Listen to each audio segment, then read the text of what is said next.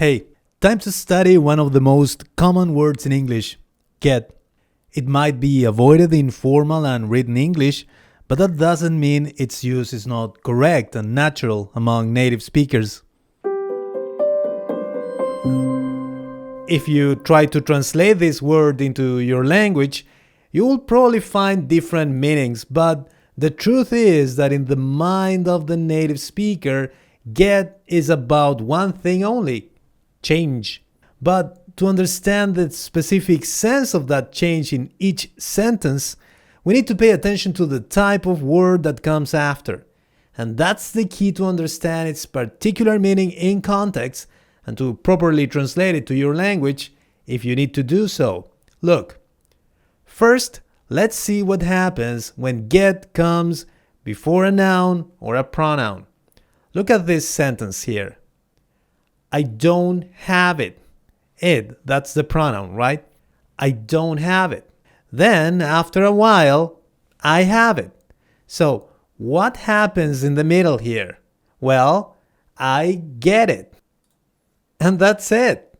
Get before a pronoun or a noun means going from not having something to having it. And how can I come to have it?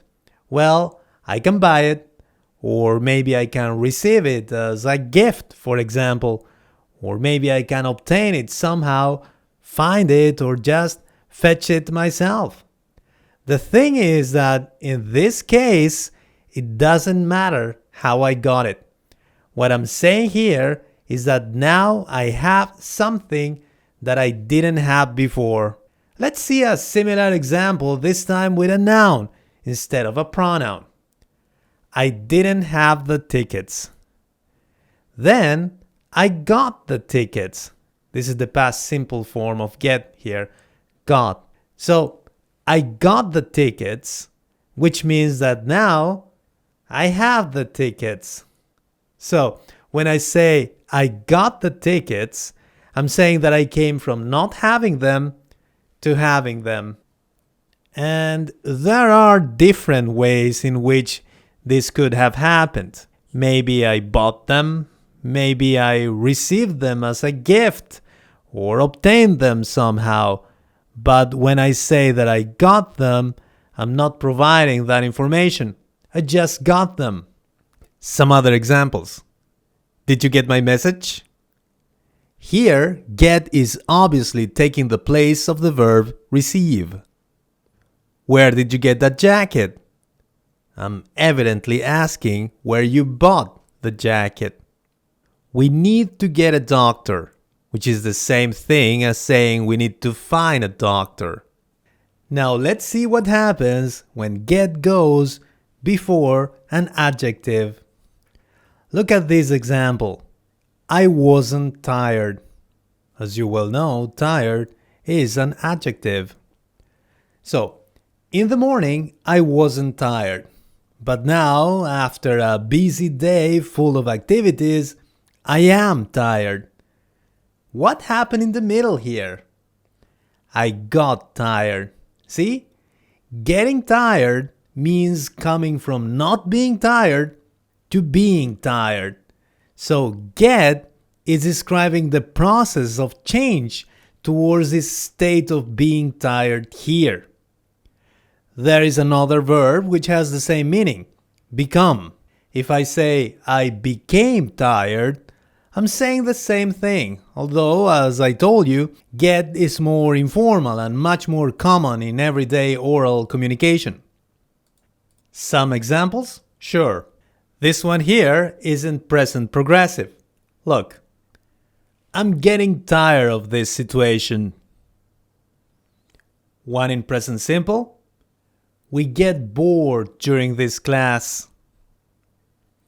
Future in a conditional sentence here. You will get wet if you don't take an umbrella. After a modal verb. You might get lost without a GPS. Not difficult, right? But we haven't finished. We need to study the case of get plus an adverb. It's usually about movement, as you'll see here. Look.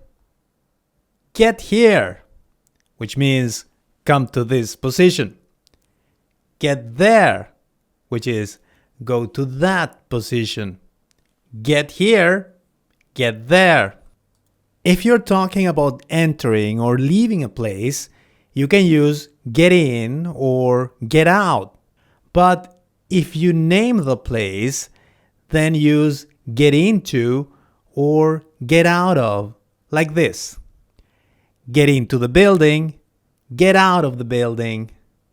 Get into the office, get out of the office.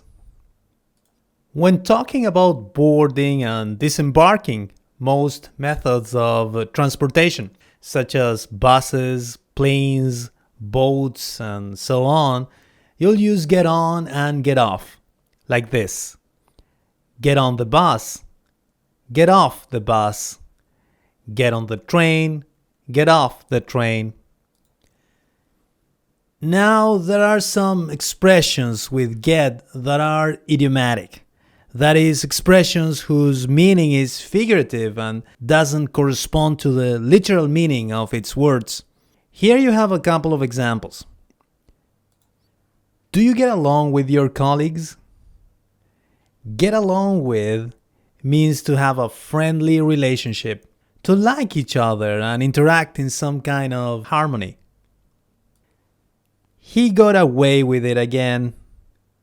You say that someone got away with something when that person did something wrong or immoral and didn't pay the consequences or receive any punishment for it. He got away with coming late again.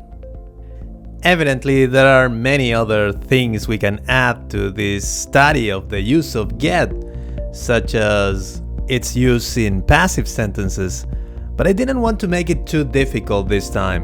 The bottom line is that you have to remember that get is strongly associated to change, and that its specific meaning depends on the type of word that comes after, a noun, an adjective, or an adverb. Great job! See you next time!